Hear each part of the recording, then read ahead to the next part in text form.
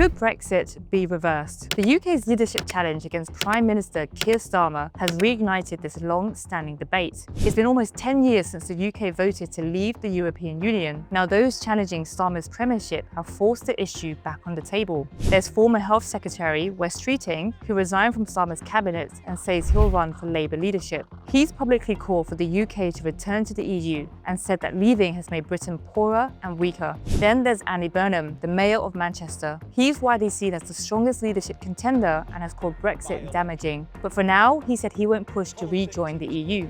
But could rejoining the bloc actually happen? If the UK decides to re-enter, it could be a long road with many hurdles. The government would first need to hold a referendum to secure a mandate. But this process isn't just up to the UK. All 27 members of the EU would have to agree to let it back in.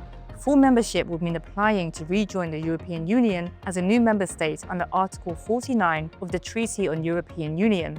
And it would mean the UK would have to adopt the euro currency and join the Schengen passport-free zone. However, according to one member of the European Parliament, Britain's membership could actually be fast-tracked due to pre-existing alignments with the bloc. Even so, there are other possible routes the UK could take other than full membership. It could rejoin the single market through the membership of the European Economic Area, like Norway. This would restore free movement of goods, services and people. The UK would have to adopt almost all EU laws relevant to the single market, but would have no votes or formal say in creating them. Then there's a customs union approach. This would remove tariffs on goods and make trade much smoother. But it would also mean the UK cannot make independent trade deals because it would have to align with the EU's deals. Reversing Brexit is also being debated now because public opinion has changed since 2016.